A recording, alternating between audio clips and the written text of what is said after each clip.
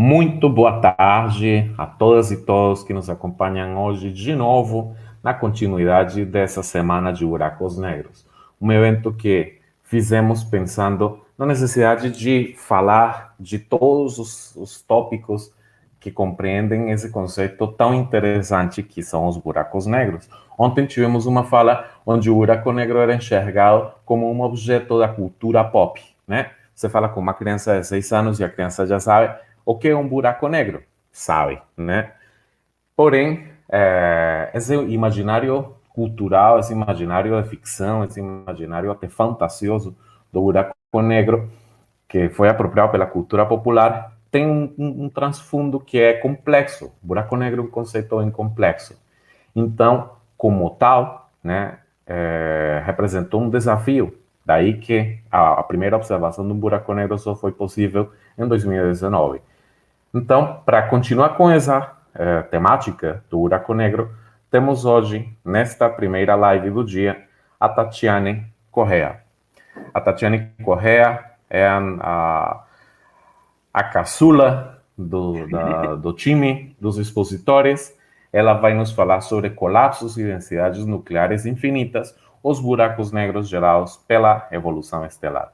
Ela está terminando sua graduação em física, bacharel e licenciatura. Ela tem uma ampla experiência na pesquisa, sobretudo de questões relacionadas com o projeto Impactum, a análise do SIN e condições meteorológicas do Observatório Astronômico do Sertão de Taparica, que é toda uma iniciativa de observação de pequenos corpos do sistema solar. Também tem uma experiência na parte de educação e de divulgação da ciência como planetarista Olimpíada Brasileira de Astronomia, como mediadora na mostra de foguetes, a MOCFOG. E, além disso, como ela é a caçula, ela está bem inserida nas redes sociais, então tem um grupo que administra de astronomia e astrofísica no Facebook com mais de 80 mil seguidores. Olha só. Então, é com você, Tatiane. Muito obrigado pela sua presença. Valeu, Vlad. E aí, gente, tudo bem? Então a gente vai começar, né? Nossa palestra de hoje, nossa live de hoje. A Semana dos Buracos Negros começou ontem, e quem não viu, perdeu. E hoje a gente vai dar continuidade, e depois de mim vai ter uma palestra muito legal sobre buracos negros supermassivos. Então, quando acabar aqui, vocês vão no banheiro rapidinho e voltam para assistir, que vai ser bem legal. Então, vamos começar? Posso... Já está... Partiu! Já está aparecendo aí? Partiu! Ah, tá. Ok. Então, vamos lá, gente. O tema de hoje é colapsos e densidades nucleares infinitas. Os buracos negros gerados pela evolução estelar. E te olha um título desse e fica, nossa, né? Sobre o que essa garota vai falar?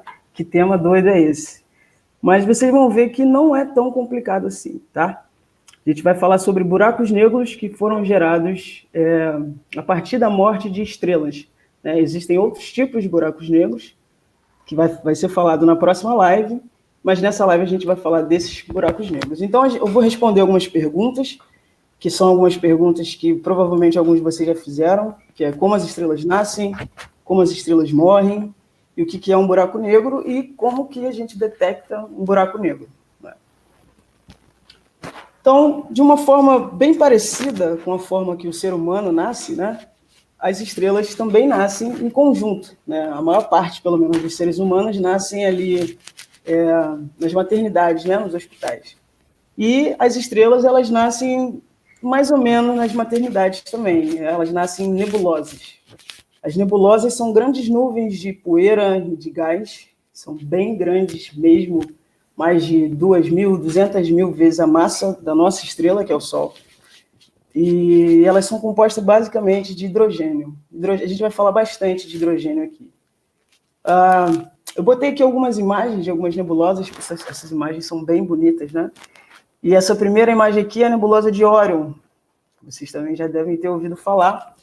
É a nebulosa que fica na constelação de Órion, e essa imagem aqui quem tirou foi o telescópio Hubble. Toda vez que aparecer esse HST aqui é porque foi uma imagem tirada pelo Hubble Space Telescope, né?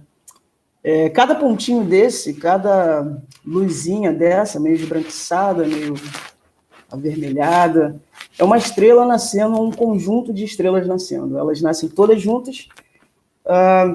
Aqui a gente tem, aqui na direita, né? Essa foto aqui em cima, a gente tem uma nebulosa que está em outra galáxia. A galáxia, gente, é como se fosse o país que a gente vive dentro do céu, dentro do espaço, né? Tem vários países, várias galáxias, e a nossa galáxia é a Via Láctea. E essa imagem aí, quem tirou foi o Hubble, e é de uma nebulosa que não está aqui no nosso país, não está na nossa galáxia. Ela está na Grande Nuvem de Magalhães, que é uma galáxia satélite da nossa, e que se vocês estiverem em um lugar bem escuro, bem alto e longe de grandes cidades, com poluição luminosa, vocês vão conseguir ver, não essa nebulosa, mas a própria Grande Nuvem de Magalhães, que é uma galáxia bem legal. Eu vou mostrar bastante imagens, porque eu acho que essas imagens são bem empolgantes, né? São bem bonitas. Essa aqui é uma outra nebulosa, ela fica na direção da constelação da Serpente, e quem também tirou foi o Hubble, e o nome no catálogo dela é NGC 6611, só para quem quiser pesquisar essa imagem depois. Mas vamos aos finalmente, né? Eu não falei ainda como que nasce uma estrela. Bom, eu comentei que as estrelas elas nascem nessas grandes nuvens, né, que a gente chama de nebulosa. Só que para a gente entender de fato como que acontece, né, esse processo, a gente tem que lembrar de uma coisa chamada força gravitacional, que eu tenho certeza que a maior parte de vocês já ouviram falar. Força gravitacional, de uma maneira bem simples e clássica, é uma força que aparece sempre que você tem dois corpos ou mais que têm massa. Massa é aquilo que a gente mede com a balança, né? Quilo, gramas, enfim, toneladas. Tudo que tem massa é atraído pela força gravitacional. E essa grande nuvem de gás e poeira, que tem massa, bastante massa, por sinal, também é atraída pela força gravitacional. E essa força gravitacional faz com que essa nuvem gigante comece a se aglutinar, a ficar mais juntinho, né? Toda a massa que está ali espalhada ao redor dela começa a ir em direção ao mesmo ponto. E à medida que isso vai acontecendo, essa nuvem ela começa a se fragmentar. Então, ela era uma grande nuvem e vai virar várias nuvenzinhas menores. É o que a gente chama de fragmentação. Aí, para a gente entender um pouquinho melhor, a gente vai olhar só para um fragmento, só para um pedacinho dessa nuvem.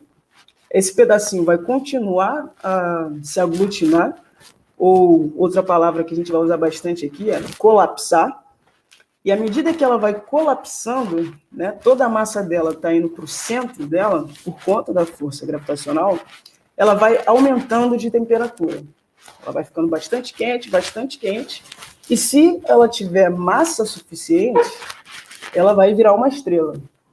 Mas, como a gente vai falar aqui de estrelas, a gente vai partir do princípio que ela vai ter massa suficiente, né? Então, mas o que tem que acontecer para essa nuvem, que era uma nuvem gigante, e foi se fragmentando, e começou a esquentar porque está colapsando, o que falta para essa nuvem virar estrela? O que falta é essa temperatura chegar a níveis extremamente altos. Quando eu falo alto aqui a gente vai falar de números, alguns números de tempo, de distância e temperatura que são totalmente fora do que vocês estão acostumados a ver. São números que às vezes nem fazem muito sentido. Quando eu falo assim, tá calor pra caramba aqui no Rio de Janeiro, né? Calor aqui é 40 graus, 50 graus de sensação térmica. Isso é bastante quente, né, para alguns lugares. Só que as temperaturas que a gente vai falar aqui são temperaturas de milhares, milhões de graus. Então, é uma escala totalmente diferente do que a gente está acostumado. E quando essa nuvenzinha, né, esse fragmento da nuvem começa a aumentar de temperatura, quando ela atingir a temperatura suficiente, ela vai começar a fundir núcleos de hidrogênio. Mas aí, fundir núcleos de hidrogênio, que doideira é essa, né? O que é fundir, o que é um núcleo, o que é hidrogênio? Vamos lá. Para a gente entender um pouco isso, eu vou falar muito rapidamente o que é um átomo, né? Um átomo, vocês já devem ter ouvido falar, é a menor parte da matéria. E a menor parte da matéria, ela tem uma estrutura onde no centro dela ela tem um núcleo. Esse núcleo tem uma carga positiva e ao redor desse núcleo você tem partículas um pouquinho menores, que são os elétrons, que ficam girando ao redor desse núcleo. Isso é um átomo, tá? Na versão mais clássica possível, na verdade, não é assim, mas eu acho que dessa forma fica mais legal para a gente entender. Então, quando eu falo de núcleos de átomos, eu estou esquecendo do elétron, estou falando só daquela parte mais durinha aqui no centro do meu átomo. Então, a nossa nuvem ela é feita de núcleos de hidrogênio, tá? E quando ela começa a esquentar bastante, esses núcleos começam a ficar muito agitados, né? A velocidade deles aumenta muito. Isso faz com que, quando eles se choquem, eles acabam ficando grudados. É basicamente isso. Tem um pouquinho mais de história aí no meio, mas é essencialmente isso. Esses núcleos acabam se chocando e ficam grudados e formam uma coisa só. Essa uma coisa só é o núcleo de hélio. Então, quando isso acontece, quando dois núcleos de hidrogênio se chocam e se fundem, eles viram um núcleo de hélio e liberam energia. Essa energia vai fazer com que a estrela, ou a nossa protoestrela, né, esse fragmentozinho da nuvem, comece a brilhar. Mas aí tem uma coisa importante aqui. Nessa terceira imagem aqui, vocês estão vendo? Isso aqui é como se fosse a nossa estrela, ou uma partezinha daquele fragmento de nuvem, certo? E aqui eu coloquei essas setinhas vermelhas porque elas representam a força da gravidade que está fazendo com que a massa dessa protoestrela, ou dessa quase-estrela, fazendo com que ela caia sobre ela mesma, em direção ao núcleo dela, né? Enquanto não existe fusão dentro da nossa protoestrela, enquanto os núcleos de hidrogênio não se fundem e viram núcleo de hélio, não tem nada que faça com que essa massa pare de cair, né? Ou que esse colapso seja interrompido.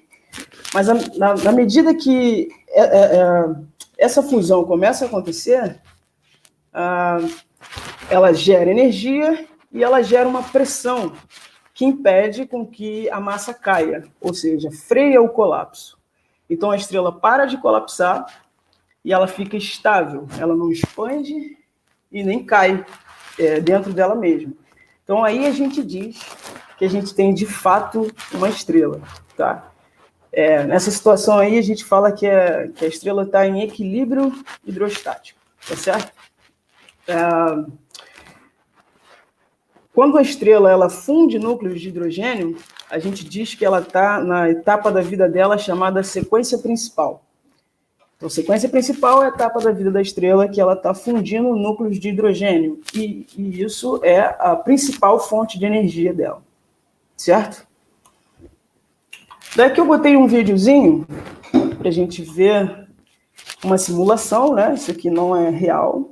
É importante saber isso. Mas é o que simula aí a formação de uma estrela. Deixa eu botar aqui.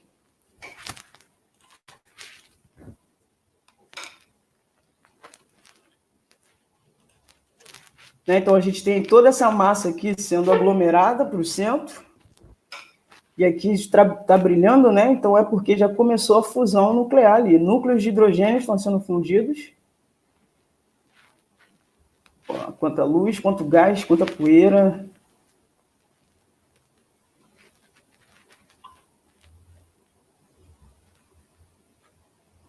E aí nasceu a nossa estrela. No caso aqui, uma estrelinha bonitinha, meio amarelinha, né? E então é mais ou menos dessa forma com que as estrelas nascem, certo?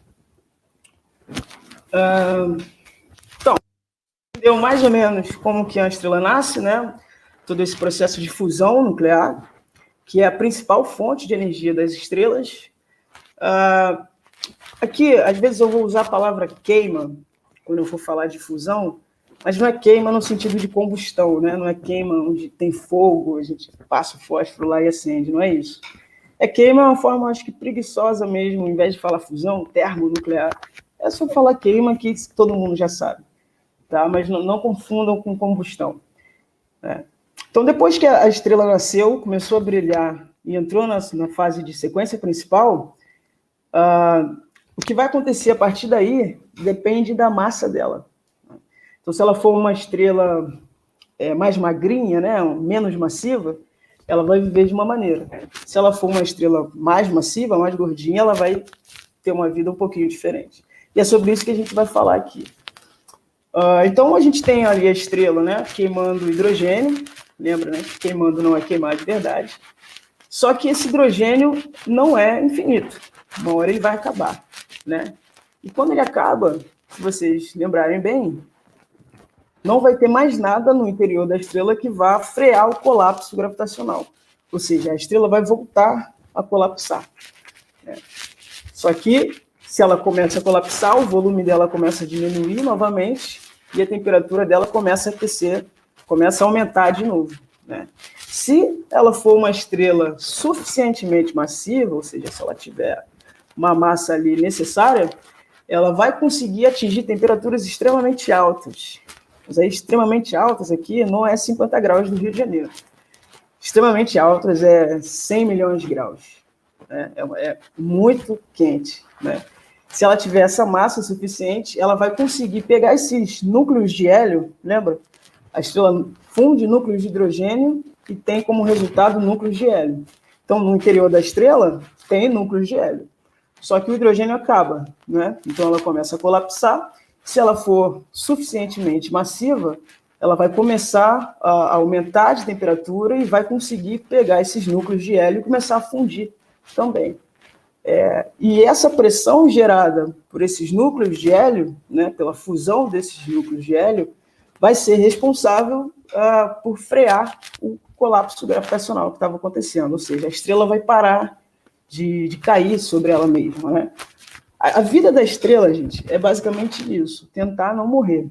Então, ela já nasce com esse problema, a gravidade tentando esmagá-la, e ela consegue ter uma sobrevida ali com a queima do hidrogênio, e depois o hidrogênio acaba, e ela tem que ali tentar viver de novo, e vai ser isso para o resto da vida dela até o final, né? Até um certo limite, né?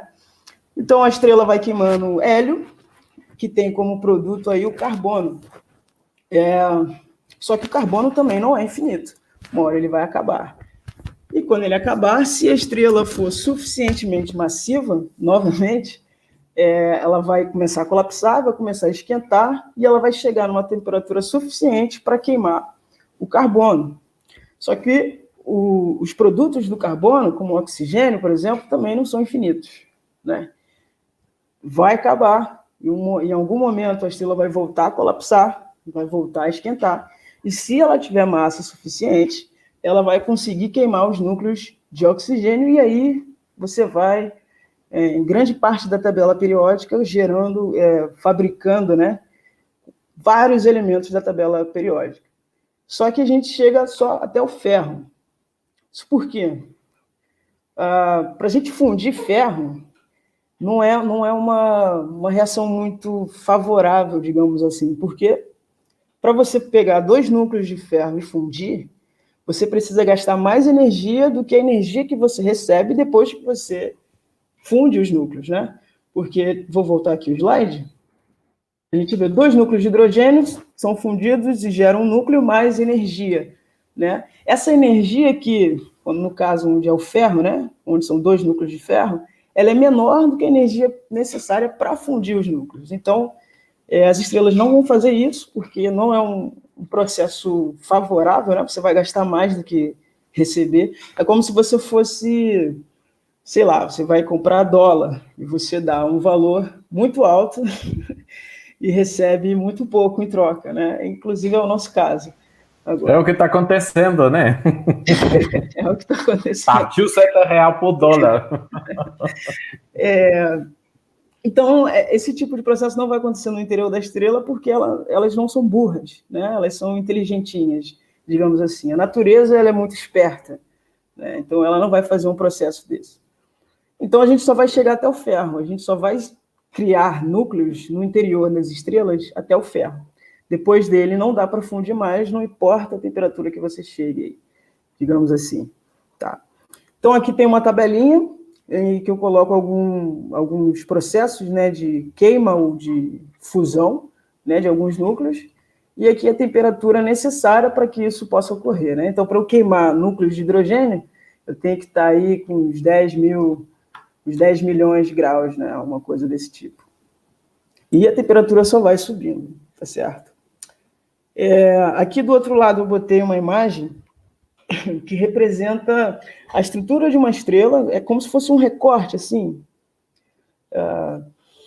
de uma estrela muito massiva, né? Uma estrela bem gordona, assim, porque estrelas muito massivas conseguem passar por todas essas etapas, né? Conseguem queimar o hidrogênio, o hélio, o carbono e ir até o ferro, certo? Uma coisa que eu não comentei é que quando esse processo de fusão, ele ocorre no núcleo da estrela, que é a parte mais quente da estrela. À medida que você vai saindo da estrela e indo para a periferia, você vai tendo temperaturas um pouco mais amenas, mas assim, amena em relação à temperatura do núcleo, que é milhões de graus. Né? Então, não é pouca coisa ainda, não dá para a gente ir lá. Né? Então, aqui eu botei 2 estrelas. É uma estrela que a gente conhece bem, que é o Sol, que está aqui à direita. E Betelgeuse, que é uma estrela famosa.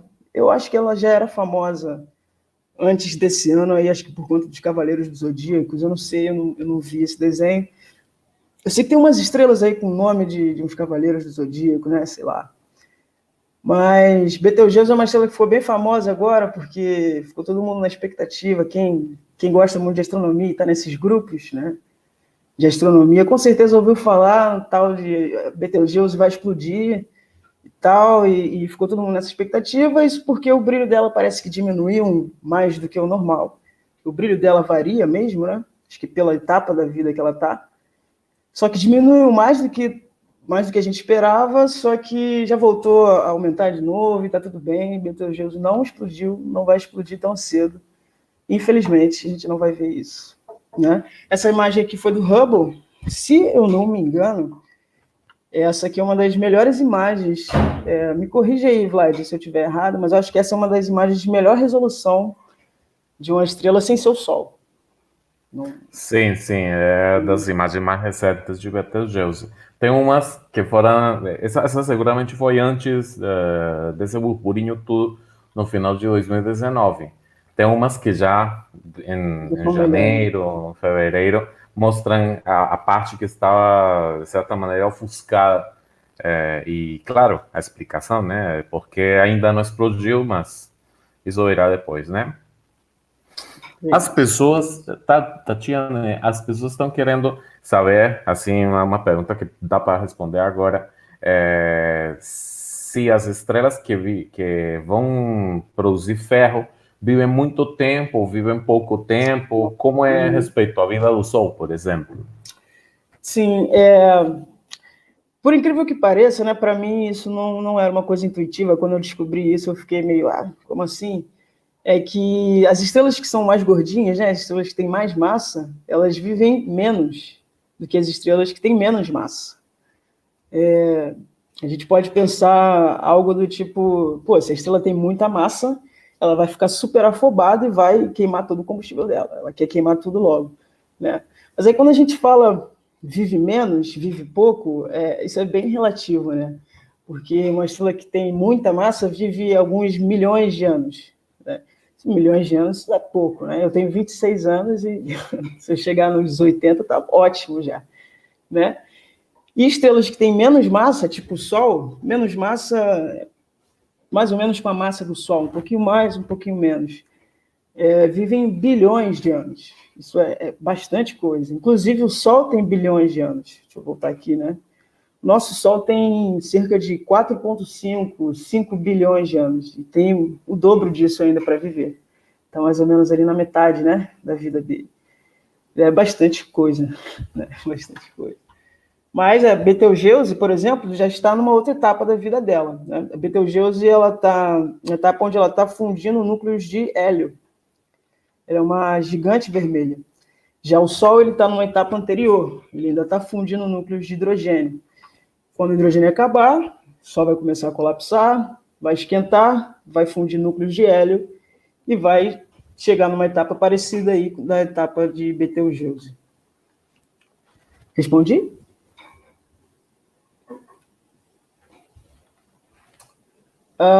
Bom, então a gente entendeu aí mais ou menos como as estrelas nascem, como elas vivem, né? Só que a fonte de energia delas não é infinita. Alguma hora vai acabar, né? E se ela for muito massiva, vai acabar ali no ferro. E o que vai acontecer? Né? Não vai ter mais nada, não vai ter nenhuma fonte para balancear a força gravitacional, né? O colapso gravitacional vai ser inevitável. Então, o que vai acontecer aqui, agora, né, a forma com que ela vai morrer, depende da massa dela, da massa inicial. Né? Tudo na estrela depende da massa dela, basicamente. Tá? A forma como ela nasce, como ela se reproduz e morre. Né? E, então, estrelas que têm a massa mais ou menos aí, a massa do Sol, variando de, sei lá, 10% até 10 vezes a massa do Sol, vão morrer de uma forma. Né? Morrer assim. A estrela não está viva, né, gente? A estrela não é um ser vivo, mas a gente faz essa analogia, né? Porque é mais fácil, acho, de entender. Então, estrelas com mais ou menos 10% até 10 vezes a massa do Sol vai morrer de uma forma. Estrelas que têm de 10 a 20, 25 vezes a massa do Sol vão morrer de outra forma. E estrelas muito massivas, com mais de 20, 25, 30 vezes a massa do Sol, vai virar uma outra coisa, que é o que a gente vai falar daqui a pouco, né? Que é o motivo da gente estar aqui. Bom, então, estrelas que têm mais ou menos a massa do Sol, elas vão queimar ali até o hélio, né? Porque elas não vão chegar a temperatura suficiente para queimar o carbono, e vão começar a colapsar quando terminar de queimar o hélio. Vai colapsar, vai começar a diminuir de tamanho, né, a massa toda sendo comprimida até o centro dela. Só que essa compressão tem um limite. Né? Lembrar aí que essa estrela tem núcleos de hidrogênio, tem um pouco de núcleos de hidrogênio ainda, hélio e carbono. Né? Quando eu falo núcleo, quer dizer que o núcleo está sozinho e os elétrons estão ali espalhados como se fosse, sei lá, uma sopa de elétrons, alguma coisa desse tipo. Né?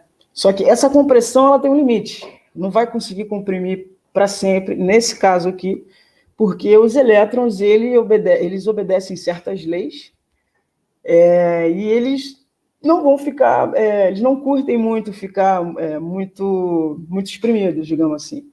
Né?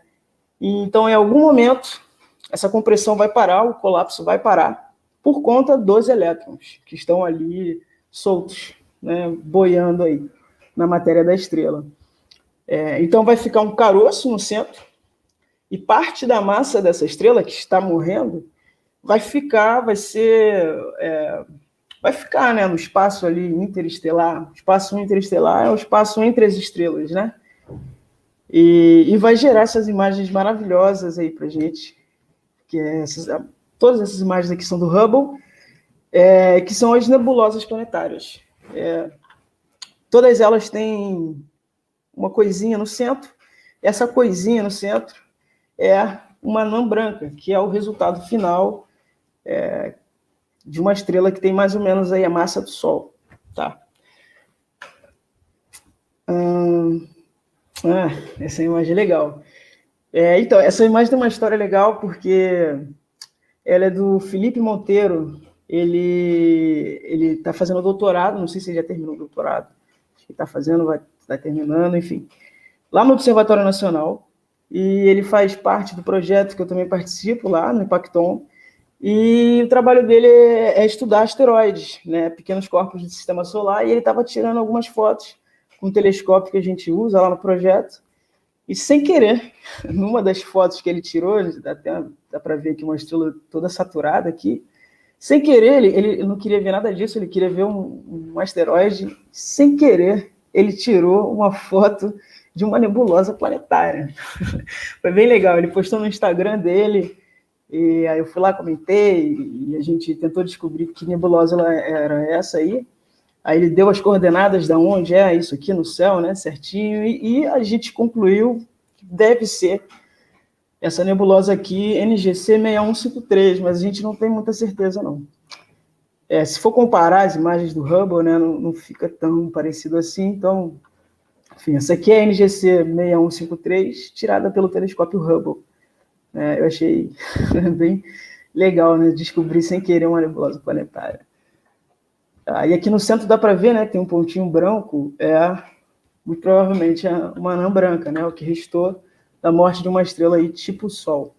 Inclusive o que vai acontecer com o nosso Sol, né? O Sol vai morrer, gente. Não vai ser para sempre, não. Bom, então, nebulosa planetária acontece quando uma estrela tipo Sol morre. E uma estrela mais massiva, né, de 10 vezes para cima, a massa do Sol, 10, 30, 50, 100 vezes a massa do Sol, o negócio é um pouco diferente, o colapso é um pouco diferente, é mais violento, digamos assim. O que acontece é que essas estrelas mais massivas, elas podem chegar até o ferro, lembra? E o ferro, ele vai ficar no núcleo da estrela, e quando o processo de fusão, né, do silício terminar, só vai ter ferro ali no núcleo. Não vai ter como fundir ferro, a estrela vai voltar a colapsar. Vai colapsar. E as camadas mais internas, mais próximas ali do núcleo do ferro, vão cair mais rápido do que as camadas mais externas. Né? De forma que as camadas mais internas batem no núcleo e ricocheteiam. Esse ricochetear levanta todas as camadas mais externas e joga aí para o meio interestelar e dá essas outras imagens aí maravilhosas também, que são as supernovas, né? Nesse caso aí, do tipo 2. Tem outros tipos de supernova, mas eu não me atrevo a ficar falando muito disso. Então, aí à direita é a nebulosa do Caranguejo. Eu falei supernova, né? Mas aqui está nebulosa. É porque esse nome nebulosa vai aparecer em tudo na astronomia. Tudo é nebulosa na astronomia. Então, depende do contexto. Tá? No início, a gente falou nebulosa, que era onde as estrelas nasciam. Depois eu falei nebulosa planetária, que não tem nada a ver com planeta. E agora a nebulosa e a supernova. Né? Uma coisa interessante sobre as nebulosas planetárias, eu descobri isso não tem tanto tempo, é que, se eu não me engano também, me corrija aí, Vlad, se eu estiver errada, quem deu esse nome de nebulosa planetária foi o Herschel, né? E ele deu esse nome porque ele achava que isso aqui, na verdade, era uma estrela em formação, e não uma estrela morrendo, né? Que hoje a gente sabe que é uma estrela morrendo. Mas ele achava que essas imagens eram de estrelas em formação, e que esse gás, né, essa matéria que está aqui ao redor da estrela, seria o disco onde seriam formados os planetas. Por isso que ele chamou de nebulosa planetária. Mas é exatamente o contrário, né? Em princípio não estava tão errado, porque a formação das estrelas vai ter também uma região densa de poeira que vai fragmentar, né? Mas então, obviamente, a lógica do processo é a inversa. Né? Mas esse termo nebulosa foi o termo com que os astrônomos, antes de 1920, tentavam resolver qualquer coisa, né? E aquilo ali é uma nebulosa, né? E então todos os catálogos, NGC, por exemplo, é catálogo de nebulosas, né? Aí depois foi que se identificaram os que são galáxias, os que são aglomerados, os que são nebulosas propriamente. É isso. Então aqui tem a nebulosa do Caranguejo, que inclusive é o fundo aí da imagem, né? E aqui à esquerda tem a nebulosa da Cassiopeia A. A nebulosa do Caranguejo fica na direção da constelação do Touro, se alguém quiser tentar olhar para o telescópio. Não sei se vai conseguir, mas... E a nebulosa da Cassiopeia fica aí na direção da constelação da Cassiopeia. São ambas imagens tiradas do Hubble também. Então tá, a gente falou dos cadáveres, né, das estrelas, vamos dizer assim, que são as estrelas compactas. Vocês vão entender por que compacta agora. que são as anãs brancas e as estrelas de nêutrons. Então, eu falei que, bom, o combustível das estrelas não é infinito, o hidrogênio acaba, o hélio acaba, que é esse caso aqui, exatamente. E quando o hélio acaba, a estrela começa a colapsar, né? E o que mantém a estrela ali em equilíbrio, digamos assim, é a pressão dos elétrons que não suportam ser exprimidos, basicamente isso, tá? Só que esse colapso, ele é bastante, né? Colapsa bastante mesmo, assim. Então, a gente tem uma estrela, sei lá, do tamanho do Sol, e ela vai colapsar, vai diminuir de tamanho, vai ficar mais ou menos aí do tamanho da Terra. Só que ela vai ter o tamanho da Terra, né? O raio da Terra, com a massa do Sol, ou um pouquinho mais do que a massa do Sol também. Então, é uma coisa bem... Vocês têm uma noção, o raio da Terra representa mais ou menos 2% do raio do Sol. Então, imagina uma coisa com 2% do raio do Sol e a massa do Sol. Acho que ainda não dá para imaginar, né? Então, vamos imaginar uma cabeça de alfinete com a massa do prédio da UERJ, ou qualquer prédio que você conheça de 12 andares. Uma cabeça de alfinete, né, com a massa de um prédio de 12 andares. É uma coisa que nem faz sentido, né? Mas é uma coisa desse tipo aí, a anã branca. Talvez um pouquinho mais, talvez um pouquinho menos. É um objeto muito compacto e muito denso, muito denso. Densidade, eu não sei se todo mundo aqui entende quando eu falo densidade, né? O que é densidade? Então, densidade, dá para entender densidade se você pensar. Você segura na sua mão esquerda 1 quilo de chumbo, na sua mão direita você segura 1 quilo de algodão. O que vai ser mais difícil de segurar? Eu acho que é 1 quilo de chumbo, né? Por conta da densidade. Tá? O chumbo ele é bem mais denso do que o algodão. Então, você imagina aí uma coisa que é 1 milhão de vezes a densidade do Sol. É bem absurdo mesmo. Então, a temperatura dessas estrelas aí, das anãs brancas, é alta, chega a alguns milhares de graus, só que elas não está acontecendo fusão ali dentro, né? A gente tem que lembrar disso, não está rolando fusão. Então, não tem nada que faça a temperatura aumentar, que gere energia. Então, essas estrelas vão esfriando ao longo do tempo, mas ao longo de muito tempo mesmo. Isso é tanto tempo que ainda não deu tempo de uma estrela dessa esfriar, de fato, né? O universo não tem esse tempo todo de vida, né? Então, elas esfriariam aí até virar uma anã negra, né? Se eu não me engano, que elas parariam de brilhar e a temperatura ia ser bem baixa. Então, isso aqui é uma imagem do Sirius. Sirius é uma estrela que a gente vê sempre no céu, sempre, né? Em algumas épocas do ano, pelo menos. E a gente vê uma estrela só, mas se a gente botar o telescópio lá e olhar certinho, a gente vai ver que são 2 estrelas. Sirius A, que é a maior estrela, e Sirius B, que é esse pontinho aqui, que você deve ter achado que é uma sujeira, que é a anã branca. Tá? E quem tirou essa imagem foi o Hubble também. No caso, se a estrela for mais massiva ainda, se ela tiver mais do que 20 massas do Sol, 20 vezes a massa do Sol, a coisa vai ficar um pouco diferente. Na verdade, de 10 a 20 vezes a massa do Sol, né? Os elétrons não vão conseguir suportar essa massa toda caindo. Eles têm um limite, né, de compressão, só que esse limite também tem um limite. Se a massa for muito grande, não vai ter elétron que segure isso. Então, a estrela continua a colapsar depois que o combustível dela acaba, né? E vai colapsar, e esses elétrons vão começar a se fundir com os prótons que estão ali nessa sopa, né, de matéria, de partículas que compõem essa estrela. Então, eles vão começar a se fundir. Elétrons e prótons vão se fundir e vão se transformar em nêutrons. E esses nêutrons também têm um limite de compressão, digamos assim, né? E eles conseguem suportar essa quantidade de massa. Então, essa estrela para de colapsar, só que quando ela para de colapsar, ela já colapsou bastante. Bastante tipo assim, A anã branca tem mais ou menos o raio da Terra, né? Uma estrela de nêutrons tem mais ou menos o tamanho de uma cidade tipo Manhattan. É uma estrela com raio do tamanho de uma cidade. É uma coisa bem pequena, né? Só que é uma coisa do tamanho de uma cidade e com a massa do Sol. Na verdade, mais massa do que o Sol, né?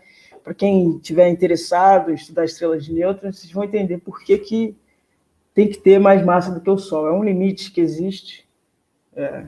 Enfim, então é uma coisa extremamente densa. Isso aqui é denso. Se a anã branca era densa, isso aqui é muito denso.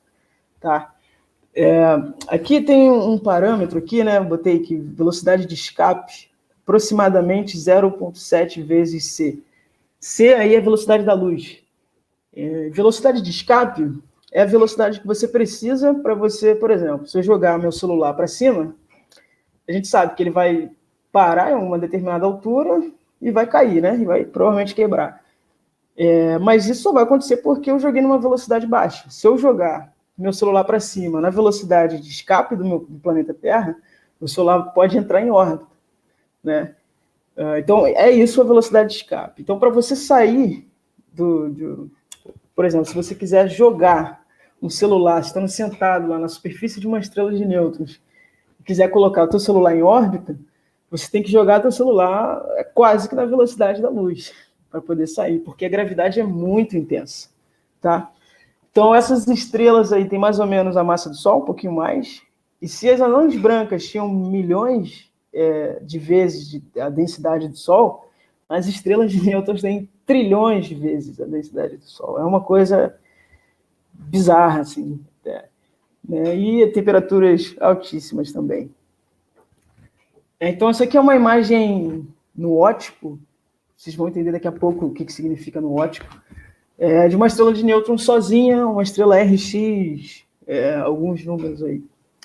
Tá? É legal, foi o Hubble também que tirou essa imagem. Então, finalmente, né, os famigerados buracos negros. Agora, se o combustível da estrela acabar e essa estrela for muito massiva, muito mesmo, muito mais do que 20, 30 vezes a massa do Sol, aí não tem elétron que segure, não tem próton que segure, não tem nêutron que segure, nada vai segurar esse colapso. A massa vai cair e é isso, não tem nada que vai segurar, né? Então, a estrela começa a colapsar e toda a massa dela se comprime num único ponto.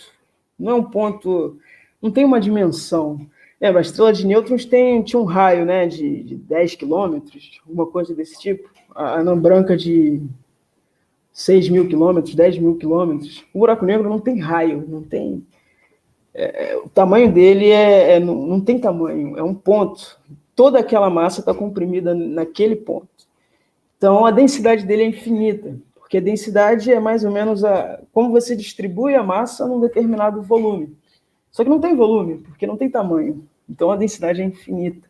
A gravidade de um buraco negro é uma coisa muito intensa, muito intensa. E o buraco negro é o que a gente chama de um cadáver, né? De um resto de uma estrela muito massiva, assim como as outras estrelas compactas, né? São remanescentes de estrelas mortas, né? E a gravidade do buraco negro é tão intensa, mas tão intensa, que ela dobra o espaço-tempo de uma forma um pouquinho diferente do que os outros objetos. O que é isso de dobrar o espaço-tempo, né? Vou falar rapidamente no próximo slide, porque eu não vou me atrever a me meter nesse assunto, porque daqui a pouco vai ter um assunto aí sobre buracos negros supermassivos e eu vi que vai ter uma live sobre relatividade geral. Então, quem entende vai falar sobre isso melhor e vocês vão poder entender melhor isso, tá? Mas o que é interessante falar é que o buraco negro, a velocidade de escape dele, né? Eu falei da velocidade de escape das estrelas de nêutrons, é maior do que a velocidade da luz. E, para quem não sabe, a velocidade da luz é o limite que a gente tem dentro do universo. Nada dentro do universo viaja numa velocidade superior à velocidade da luz. Então, nada escapa da gravidade de um buraco negro se estiver a uma determinada distância dele, inclusive a luz. Nada escapa. Tá? Essa distância que a gente tem que estar do buraco negro, a gente, ou qualquer outra coisa, para que não seja sugado e entre ali e fique ali para sempre, é o que a gente chama de horizonte de eventos, é o raio de Schwarzschild, né? Se você passar dessa distância, aí sim você é pego, né, pelo buraco negro. Então, se você tiver um pouquinho antes, está tudo bem. Você vai orbitar ali o buraco negro normalmente. Então, para falar muito rápido disso aqui, porque vai ter gente que entende muito disso falando nas outras lives, só para, né, dar um norte do que significa isso de dobrar o espaço-tempo, o que é o espaço-tempo. Então, a gente imagina o espaço e o tempo sendo uma coisa só, tá? E a gente pode pensar como se fosse um tecido, né? Como se tivesse um tecido e as coisas que estão nesse espaço-tempo dobram esse tecido. Acho que isso é relativamente simples de ver, né? Porque a gente lida com essas coisas no dia a dia, né? Então, tudo que tem massa dobra o espaço-tempo. Eu dobro o espaço-tempo um pouco mais do que alguém que é um pouco mais magrinho do que eu. Só que a dobra que a gente faz é ínfima, né? Quase não dobra, né? Em relação a uma estrela de nêutrons, a um buraco negro ou qualquer outro corpo celeste, né? Então aqui tem aí mais ou menos como que o Sol dobra o espaço-tempo, uma anã branca, uma estrela de nêutrons e um buraco negro. É uma senhora dobra, né? É uma coisa bem... uma distorção, né? Melhor dizendo. Então aqui tem essa imagem maravilhosa de um buraco negro que não é um buraco negro estelar. A gente aqui está falando de buracos negros estelares, que são aqueles que nascem quando uma estrela morre. Mas eu acho que tem que ter uma imagem real de um buraco negro numa discussão sobre buracos negros, né?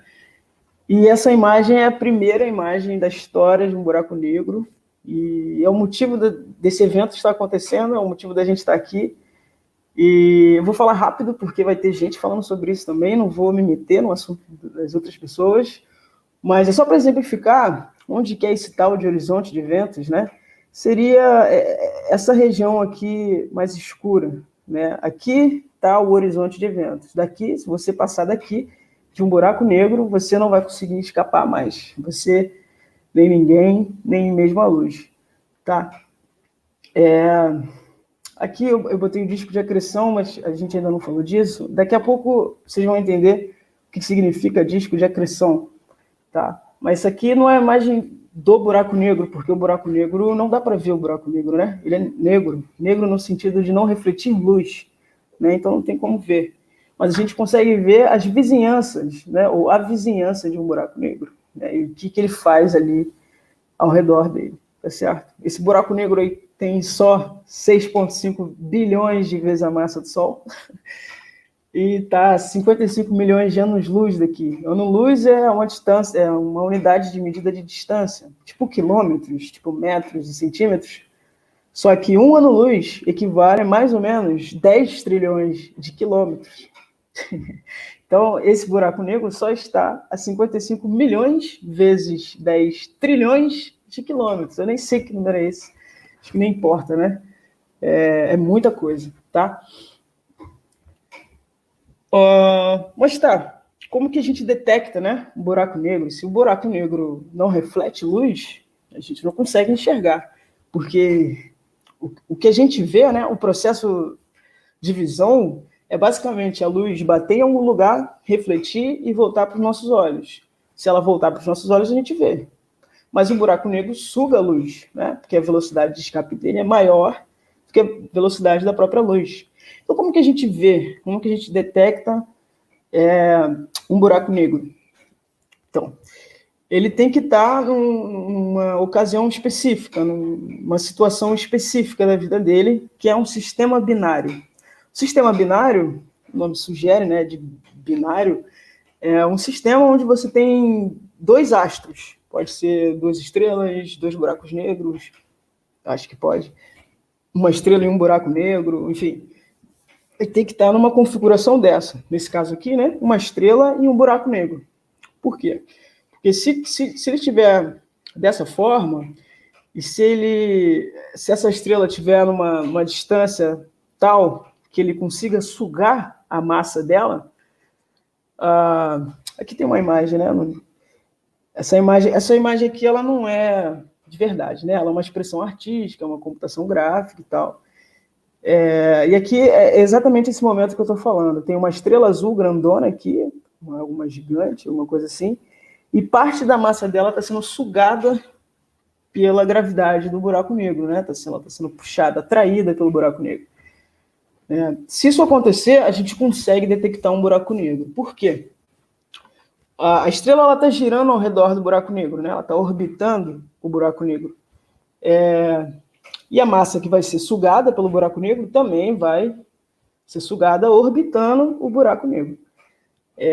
Se a gente lembrar do sistema solar, não sei se alguém lembra essas coisas, né? Mas os planetas que giram em torno do Sol, mais pertinho ali do Sol, que a gente, a Terra, Mercúrio, a gente gira ao redor do Sol mais rápido do que os planetas que estão mais longe da gente, né? Tipo o ex-planeta Plutão, né? Netuno, Urano, esses caras, eles giram ao redor do Sol mais lentamente.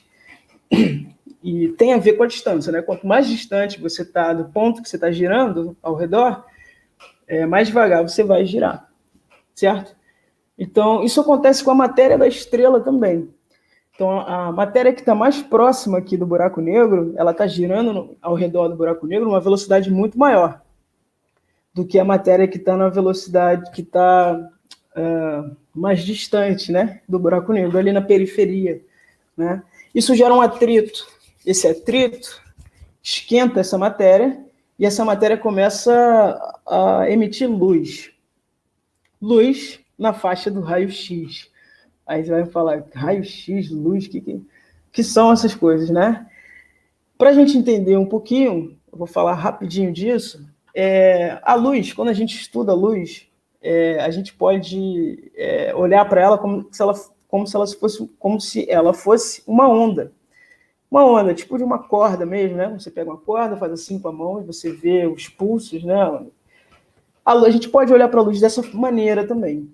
E dependendo da forma com que a luz vibra, da mesma maneira que uma corda vibra, a gente tem uma parte da luz específica.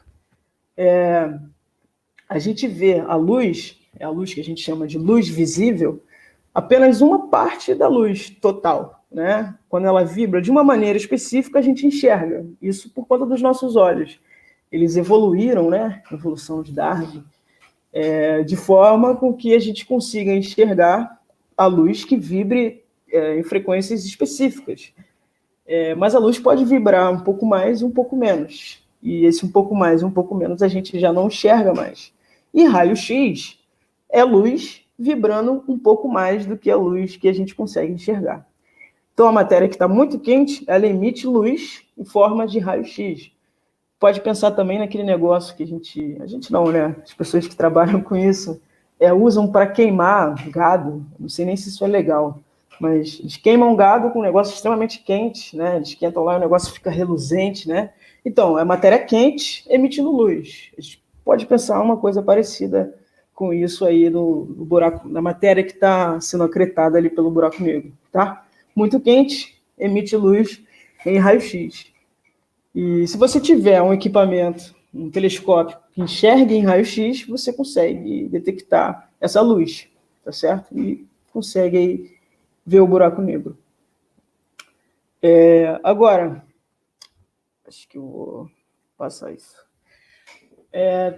Na Via Láctea, tem um monte de buracos negros, tá? A gente tem alguns milhões, uns dezenas de milhões de buracos negros. Alguns deles estão em sistemas binários, e alguns desses que estão em sistemas binários estão acretando massa da estrela companheira. E desses, a gente tem, eu acho que isso aqui está atualizado, não tenho certeza, se o Vladimir quiser falar alguma coisa, a gente tem aí mais ou menos uns 20 e poucos buracos negros estelares com a massa calculada, tá? Então, o que importa para a gente nessa tabela é a primeira e a segunda coluna e essa aqui. A primeira é o nome do buraco negro, a segunda é o nome, a massa da estrela que está girando ali ao redor do buraco negro, e o outro é a massa do próprio buraco negro. E aqui a gente tem a massa de um buraco negro chamado Cygnus X1, o Cygnus X1. Ele tem a massa mais ou menos aí de 15 vezes, né? 14,8 vezes a massa do Sol. E a estrela que gira ao redor dele tem quase 20 vezes a massa do Sol, né? São coisas bem massivas, tá? Eu ia perguntar, Tatiane, você chegou a ver se tem alguma base de dados de buracos negros estelares, desses buracos negros que a gente está falando? Bom, aqui tem alguns, né? Eu sei que esses signos Aham. Sim, não sei se sim. são todos. Aqui, É pela massa interessante. parece, peraí, pela massa parece ser todos, né? Tem até Sim, sim, 15, sim. 13. Você tem uma referência a esse artigo? Eu tenho em algum lugar que está na minha monografia, eu acho. Aí depois, então, no final, a gente compartilha, porque é Tá. interessante. Então, por exemplo, tem uma base de dados que mostra supernovas, né? E então, supernovas, em algum momento, também as explosões de supernova podem estar associadas com a presença de buracos negros. É interessante como pouco a pouco foram se construindo essas bases de dados, assim, desses objetos tão particulares. Ah, aqui tem algumas missões espaciais, eu só vou comentar, não vou me alongar muito nessas missões, mas são missões que detectam luz na faixa dos raios-x, né? Que é matéria muito quente, então pode ser o núcleo de uma galáxia que tem um buraco negro ali no centro, que são buracos negros que é o tema da próxima live, supermassivos.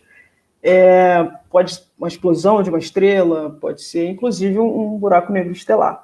Então tem o XMM Newton, que foi lançado em 99, e ele é só para detectar raio-x. O Newton e o Chandra X-ray, que são equipamentos, são telescópios espaciais, né? Eles não, isso é interessante, né? Não dá para você fazer esse tipo de observação aqui da Terra, porque a atmosfera da Terra absorve raio-x. Isso é bom para a gente, mas ruim para a observação, né? Então, para você observar esse tipo de evento, você tem que sair do planeta Terra, sair pelo menos da interferência da atmosfera e botar lá no espaço para poder enxergar essas coisas, né? E esse satélitezinho aqui, se eu não me engano, ele é indiano, né? Acho que esses caras aqui são ou europeus ou norte-americanos, e esse AstroSat é indiano, acho que da Agência Espacial Indiana. Acho interessante. Aí aqui tem umas imagens do Chandra e do Newton, que são algumas nebulosas planetárias. Essas imagens, essas cores, gente, infelizmente a gente não vai ver botando o olho no telescópio. Isso aqui são várias imagens, vários filtros diferentes. Filtros, você está vendo, você pode olhar para o céu e ver no óptico, que é a luz que a gente enxerga, você pode ver em raio-x, pode ver infravermelho, em diversas faixas de luz. E essas imagens maravilhosas são imagens feitas com várias imagens, com diversos filtros diferentes. Esse aqui é do Newton, é a galáxia Andrômeda, que é uma galáxia satélite, a nossa, M31, o nome dela. Bem bonito também, né? Aqui tem a Andrômeda no óptico, tem a Andrômeda, a composição, né, de todas essas imagens, e aqui à direita em raio-x, infravermelho, e aqui infravermelho e raio-x, né? Então é assim que eles montam essas imagens maravilhosas. O Cygnus foi aquele que eu mostrei a massa, ele foi o primeiro buraco negro detectado, pelo menos buraco negro estelar, acho que a ordem foi essa, né? Primeiro foram os buracos negros estelares, depois os supermassivos. Ele está no sistema binário, obviamente, por isso que foi detectado, e ele está mais ou menos a 6 mil anos-luz daqui, né? Ano-luz, 10 trilhões de quilômetros, né? Então, 6 mil vezes 10 trilhões, eu nem sei que número é esse. É muito longe, né? Então, é bom para a gente, né? Está longe, buraco negro longe, está tudo certo. E ele fica na direção da constelação do Cisne. Você pode tentar tirar uma foto de lá, dá para fazer esta fotografia com o celular agora, e tentar tirar uma foto aí, pelo menos da região onde esse buraco negro está, né? Não vai tirar a foto dele, mas vai saber onde ele está. Aqui é uma outra imagem, é do Chandra e é do Cygnus, né? Pelo menos do sistema ali do Cygnus, né? Ele e a sua estrela companheira. Aqui tem uma imagem, eu vou pular isso aqui. Recentemente, né, acho que foi dia 7 de maio, alguns pesquisadores anunciaram que encontraram um buraco negro estelar mais próximo da Terra. Um buraco negro que está aqui pertinho, só 1000 vezes 10 trilhões de quilômetros daqui. Né? Isso, para a astronomia, é pertinho. Né? Se eu não me engano, a nossa galáxia tem 100 mil anos-luz de extensão, né, de comprimento, se eu não estou errado. Então, 1000 anos-luz para 100 mil é perto, né? Isso aqui não é tão perto assim. A massa é um sistema triplo, né? Então, aqui dentro, na parte interna do sistema, você tem uma estrela girando ao redor do buraco negro e tem uma outra estrela na parte externa girando ao redor desse sistema duplo. Então, é um sistema duplo, triplo. É um sistema triplo, né? Essencialmente. E a massa dessa estrelinha que está aqui dentro, mais ou menos 5 vezes a massa do Sol. E a massa do buraco negro, a órbita dele está representada aqui por essa linha vermelha, né? E ele tem mais ou menos aí 4,2 vezes a massa do Sol. Tá? Esse aqui é um printzinho do artigo, o artigo científico, para quem não sabe, é o trabalho que os pesquisadores fazem e publicam depois que eles terminam, né? E têm suas conclusões. Então, eles publicaram esse artigo aqui falando sobre essa descoberta e provavelmente é o buraco negro mais próximo do Sol. Aí, né? Mas, nesse caso aqui, ele não está acretando massa, né? Ele não está emitindo raio-x, então não vai dar para ver. Mas eles sabem, né, que tem 2 estrelas orbitando uma coisa que é invisível e eles conseguem medir a massa dessa coisa que é invisível e pela massa eles conseguem concluir se é um buraco negro ou não. Tá? É isso. Se tiverem alguma pergunta, perguntem aí. E eu vou ver se eu coloco os links das coisas que eu falei aqui. Tem o site do Hubble, que é bem legal, tem várias imagens legais. E é isso. Obrigado. É contigo aí, Vlad. Nossa, muito legal a palestra e acho que o público está também encantado com sua explicação e com as imagens, as pessoas adoraram suas imagens, né? Essa é uma questão bem triste, né? Quando as pessoas vão e vai ter observação astronômica, que legal, não sei o quê. E aí chegam, fazem uma fila para observar e não, olha a galáxia de Andrômeda e vê uma olhinha e uma elipse. É isso? Mas eu vi uma foto tua. É a falsa cor. É a falsa cor. Quase uma fake news. Mentira. Quase. Essas falsas cores pretendem, de certa maneira, colocar os objetos numa escala de tonalidades, digamos, aceitáveis para o que a ciência estuda, né, das características da radiação, né, para facilitar a visualização, para fazer, de certa maneira, também um critério estético dessa ciência que está por trás. Então, vamos com as perguntas. Por aqui já alguém está perguntando. Por que as estrelas de nêutrons têm uma temperatura alta e as anãs brancas não têm? Por quê?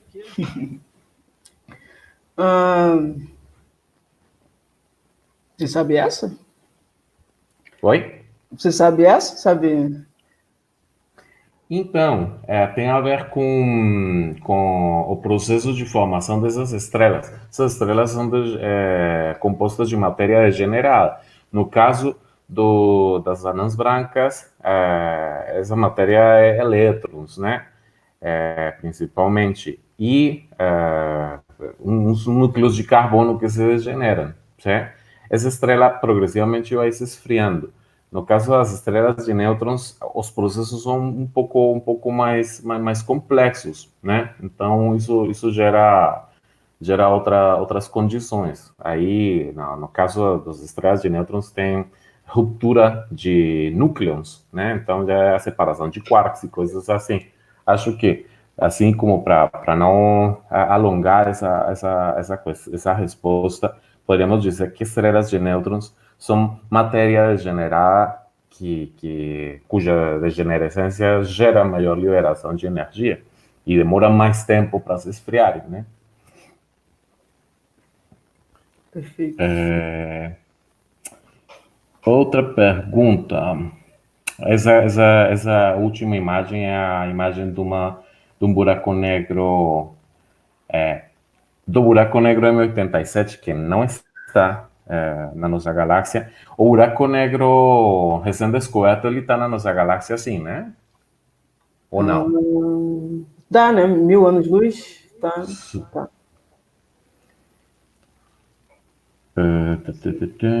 Outras perguntas. Ondas gravitacionais, a gente vai ter a fala do Ricardo Gando quinta-feira, para falar sobre ondas gravitacionais e buracos negros. Por aqui eu tinha visto outra perguntinha.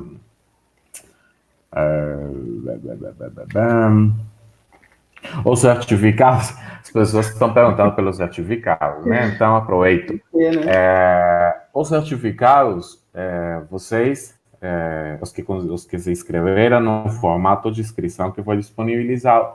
Então, no final do evento, lá na sexta-feira, outra semana, pode ser, vai ser enviado um novo formato para preencher com algumas questões.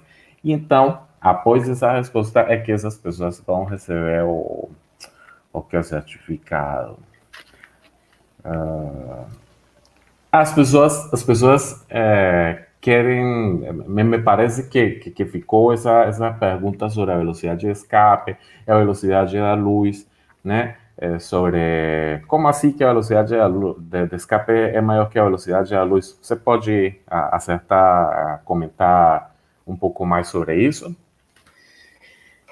Porque a gravidade do buraco negro ela é muito intensa, né? E ela faz com que nem...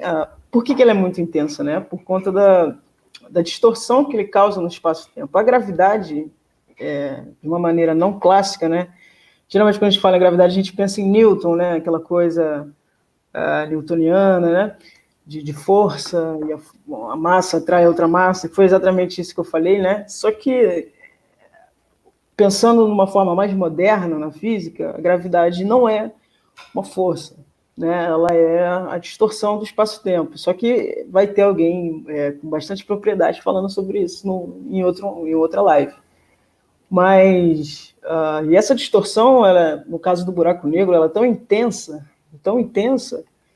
que a luz não consegue se escapar, né? Porque a luz ela tem que seguir a trajetória, ela tem que seguir o espaço-tempo, digamos assim, né? Só que se o espaço-tempo se curvou, a luz vai se curvar, porque ela segue o espaço-tempo. E nesse caso do buraco negro, ele distorce tanto o espaço-tempo que dá para voltar aqui no slide? Vai aparecer aí? Se eu voltar? Aqui. Sim. É isso aqui, né? O espaço-tempo aqui está sendo tão deformado que a luz vai vir aqui, né? E vai acabar seguindo essa trajetória e vai ser engolida aí e não vai conseguir sair. Porque a velocidade de escape ela depende da massa e do raio, né? Se eu não me engano. E como o buraco negro não tem raio, né? É um ponto. Então essa velocidade de escape ela vai para o infinito. E o infinito aí pode ser a velocidade da luz. Né?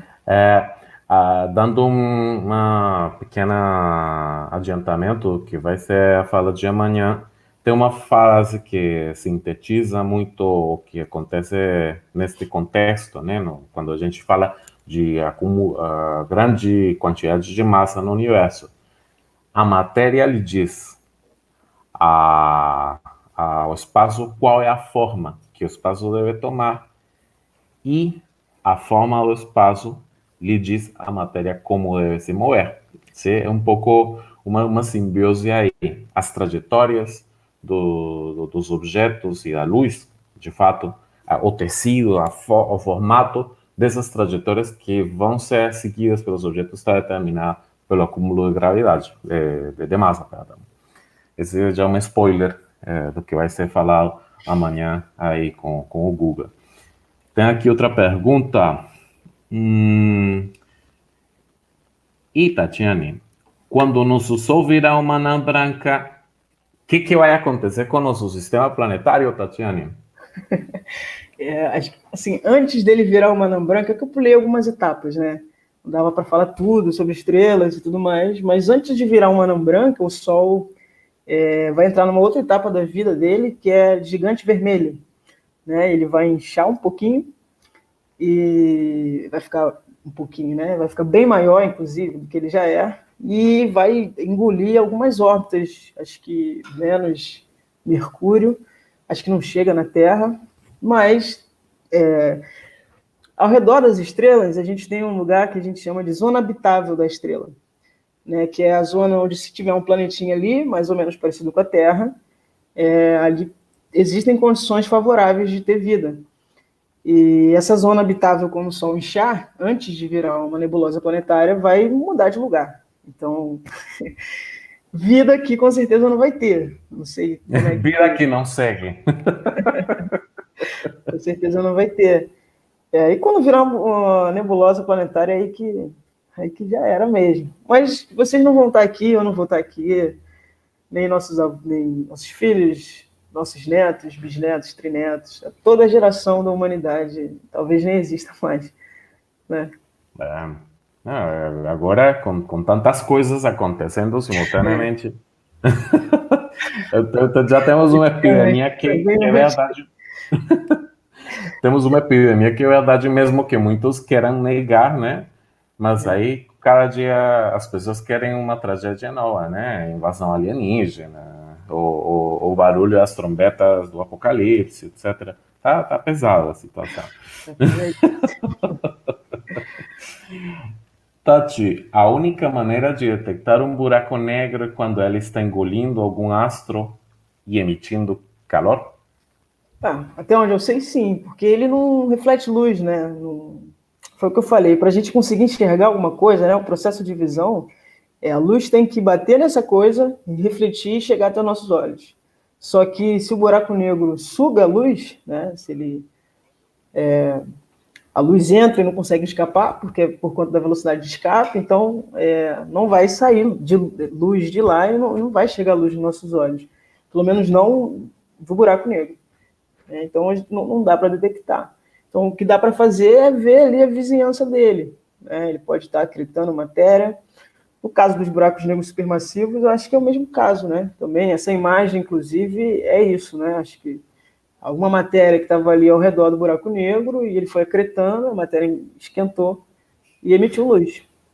Sim.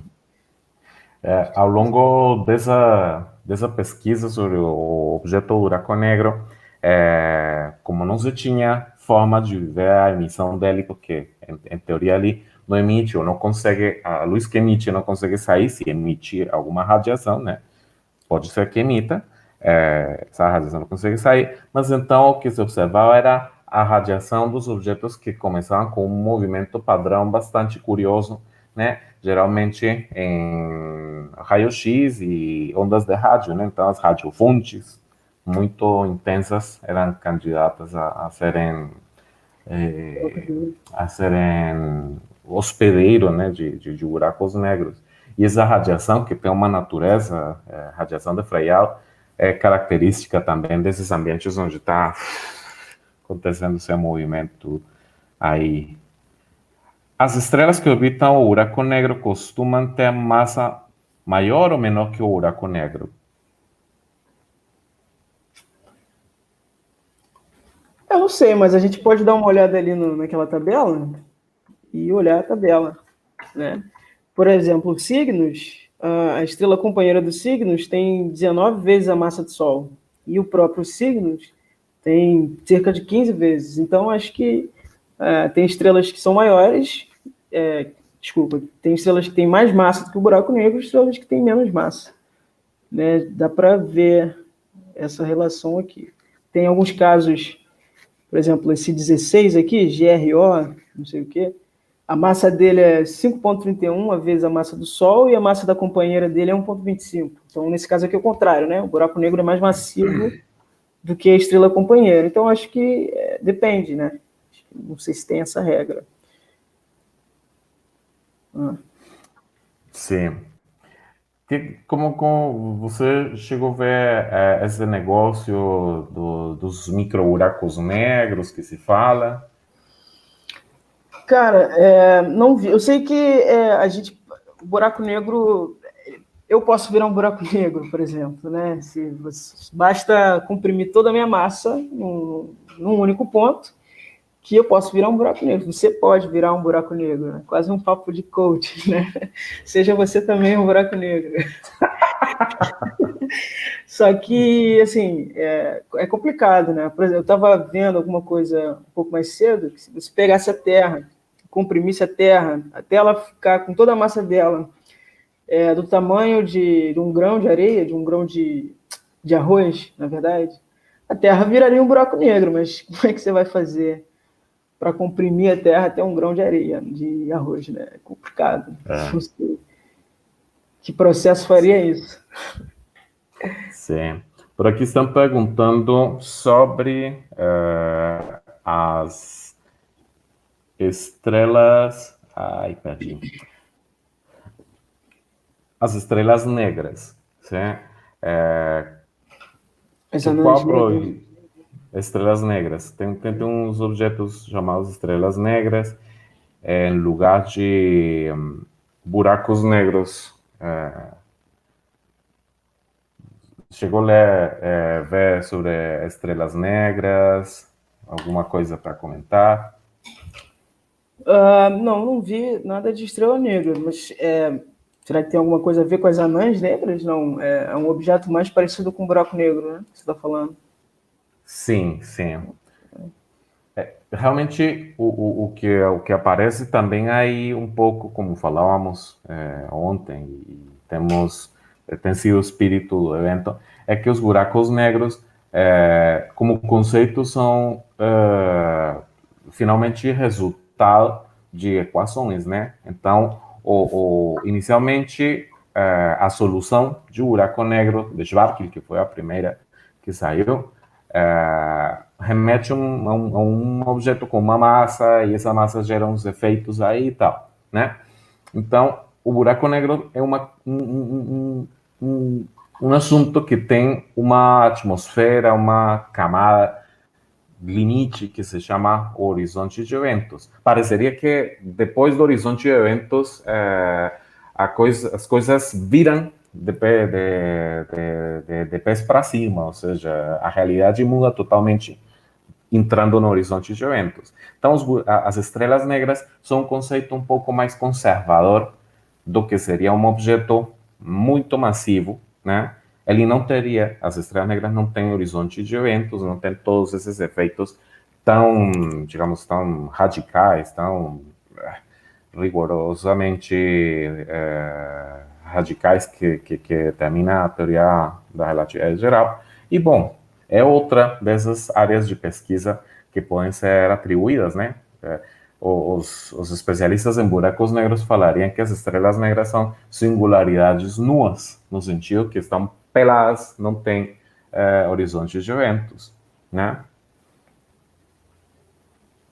Basicamente, essas coisas.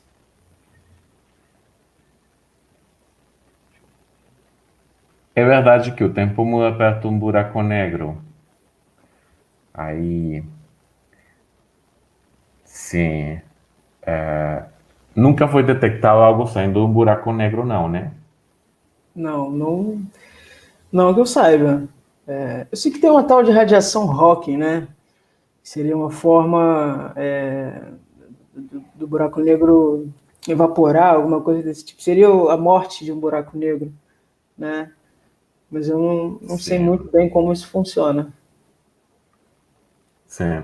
Aí, por exemplo, sobre a radiação Hawking, que seria mais ou menos como a separação de pares partícula-antipartícula na interface, né, no horizonte de eventos de um buraco negro. Então, uma parte desse par partícula-antipartícula vai para o buraco, literalmente, e outra parte emerge, né? Então, essa ruptura de paridade entre partícula e antipartícula é o que determina a radiação Hawking. Só que, aí voltando com a questão dos micro-buracos negros, a radiação Hawking é interessante e seguramente os colegas vão quiser comentar mais detalhes sobre esse assunto. A radiação Hawking é interessante para buracos negros muito pequenos, mas muito pequenos mesmo, sim? E de muito baixa massa, o que seria considerado micro-buracos negros. Quando os buracos negros são buracos macios, né? Em teoria, não teriam características quânticas, mais ou menos o pouco que eu possa acrescentar sobre a radiação Hawking. Os colegas talvez possam acrescentar mais nas próximas lives essas questões, né? Vamos ver o que mais. Sim, aqui a professora, um abraço para a professora Tina Andreola, que adorou sua palestra, está adorando sua palestra. Tina Andreola, da Universidade Técnica Federal do Paraná, em Pato Branco. Existe uma linha de pesquisa, de fato, que defende que os buracos negros estelares são, na verdade, estrelas negras cujo comportamento gravitacional é similar ao buraco negro, mas como singularidades nuas. Certo?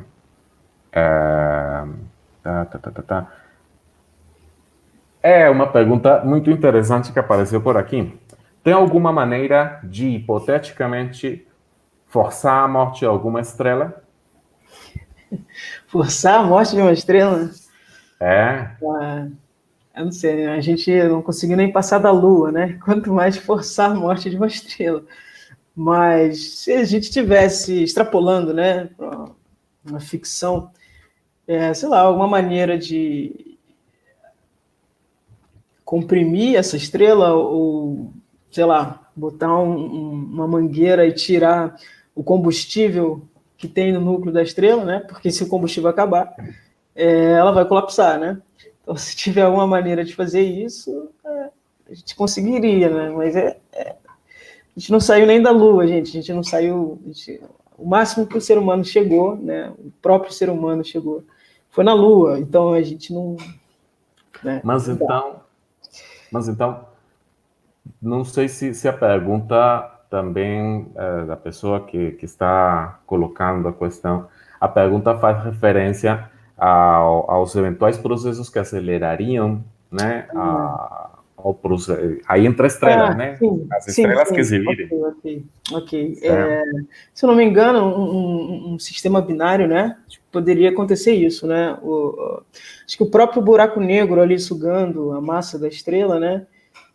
Você poderia provocar a explosão dessa estrela, que estaria tirando a matéria, e isso poderia eventualmente fazer com que a estrela colapsasse. Se eu não me engano, é isso que acontece, supernova do tipo 1, né? Sim, sim.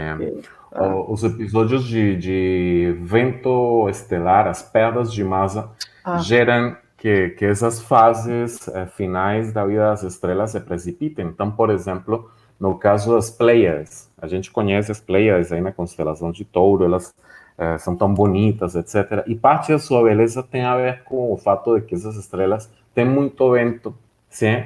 Então, elas criaram toda uma envoltória ao seu redor por causa desse evento, essas mais ou menos como pulsações de matéria externa.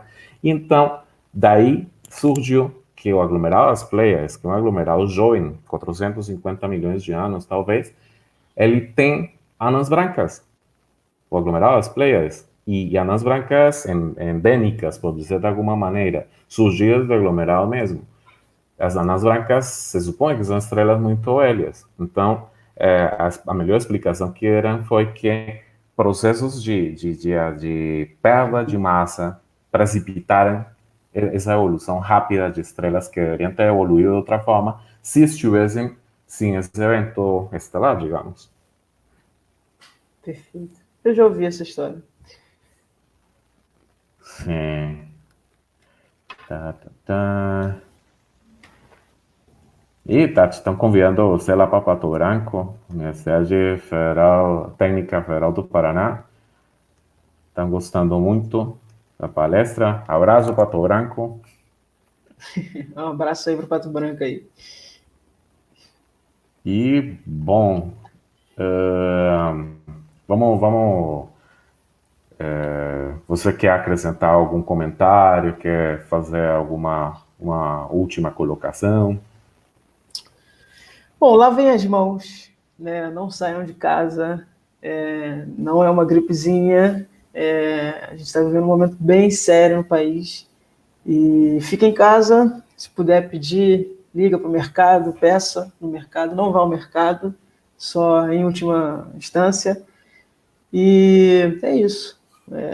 Fique em casa. Acho que é o que a gente tem que falar agora. Essa seria uma colocação preventiva, um serviço social. Uma colocação mais motivante, mais inspiradora deste tema. Tá, entre no meu grupo no Facebook, tem um grupo no Facebook, Astronomia Claro. Física, não é só meu, Eu faço tem promover. outros amigos lá que também administram um grupo. E se vocês gostam de astronomia, vão em frente, estudem isso. Eu sou uma pessoa, eu estou na graduação ainda, né? Eu ainda não sou mestre, não sou nem graduado ainda, né? Falta um pouquinho só. E é o que eu quero para a minha vida, e então se vocês querem isso ou qualquer outra coisa na vida de vocês, corram atrás, busquem, porque vocês são capazes, entendeu? E é isso, a astronomia é bom demais. Assistam a próxima live, que vai ser muito boa também, sobre buracos negros supermassivos. Terão outras lives incríveis aí, e se eu fosse vocês eu não perderia. Eu, inclusive, vou estar assistindo. Aí, com isso que você falou, então, eu lembrei que por aí em cima alguém perguntou como, digamos, a parte da paixão, a parte da satisfação de estudar astronomia, como é o retorno material para um astrônomo? Quais são as perspectivas desde o ponto de vista mais lucrativo, mais material para uma pessoa que se dedica à astronomia? Responda você primeiro e se valer a pena, eu também coloco aí algum comentário. Não, vale a pena, óbvio que vale a pena. Não tem como não valer a pena. Se você gosta mesmo, vai valer a pena porque você vai sentir prazer em falar disso e ler sobre isso. Então não vai ser uma coisa tipo, tenho que estudar, tenho que fazer tal coisa. Não, você vai fazer o que você quer e quando você terminar de fazer, você ou vai jogar algum jogo que faça referência ao que você estava estudando, ou você vai ler algum livro, ou ver uma série que faça referência ao que você está estudando porque você gosta. Então, a questão de satisfação pessoal, apesar de eu ainda não ser astrônomo, mas estou trilhando esse caminho e já é extremamente prazeroso para mim. O astrônomo no Brasil, a gente acaba sendo um pouco mais restrito, né? Porque ele está mais para a área pública, né? Mas pode ser pesquisador, você pode ser divulgador científico, a gente tem um monte de museu planetário, várias instituições de ensino, de pesquisa, e é uma profissão, deve ser, né? Maravilhosa, e façam astronomia. Eu também. Faça física e astronomia. Física e astronomia, é verdade. Física A também. gente não é por tirar sarro os colegas que se formaram exclusivamente em astronomia, mas física, sua linda. Inclusive, hoje é dia do físico, né? Parabéns para os Hoje não dia. físicos. High five. Não, mas realmente a astronomia é uma paixão. Eu poderia acrescentar que neste mundo tão variável, né? Tudo mudando, tudo líquido, como falou Zygmunt Bauman. E mais ainda, digamos, desconsideremos a gravidade da situação que estamos passando. As profissões essa ideia de profissão lucrativa é muito subjetiva, né? Por exemplo, no começo da década passada, o Brasil estava investindo pesadamente na indústria petroleira e na exploração do pré-sal e tal coisa. Aí, decisões políticas internacionais, primeiro, começaram a precipitar uma queda dos preços do petróleo. A indústria do petróleo foi definhando, foi insustentável manter uma indústria petroleira própria por decisões externas, né? E a gente, de todas maneiras, não é ninguém na fila do pão.